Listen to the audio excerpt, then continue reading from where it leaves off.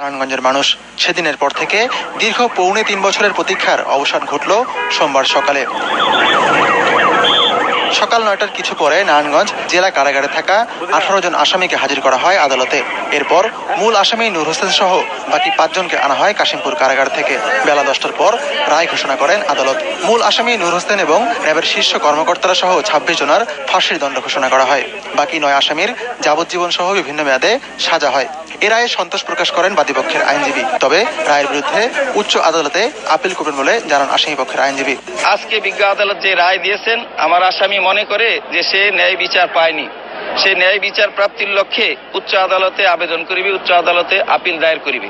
আজকে এই 26 জনের মৃত্যুদণ্ড এবং 9 জনের বিভিন্ন মেয়াদে সাজা প্রদান করা হয়। এই বাদীপক্ষের আইনজীবী হিসাবে আজকে আমি এই যে রায়, এই রায়ে আমি অত্যন্ত আনন্দিত এবং এই রায়ে আমরা অত্যন্ত খুশি হয়েছি। অন্যদিকে স্বজনরা রায় দ্রুত কার্যকরের দাবি জানান। আমরা সবকিছু চাপ থাকার পরও আমরা সংগ্রাম করে গেছি। মাননীয় প্রধানমন্ত্রীর প্রতি আমি কৃতজ্ঞতা জানাই। ওনার আন্তরিকতার কারণে আজকে এতটুকু আমরা আগাইতে পেরেছি। আমরা সন্তুষ্ট এই রায় হওয়াতে। তবে আমরা চাই দ্রুত যাতে এই রায় কার্যকারিতা করা হোক এবং হাইকোর্টে যাতে এই রায়টা বহাল থাকে। আমরা সন্তুষ্ট রায়ে আজকে আমার বাবার আত্মার শান্তি হবে আমরা আশা করি।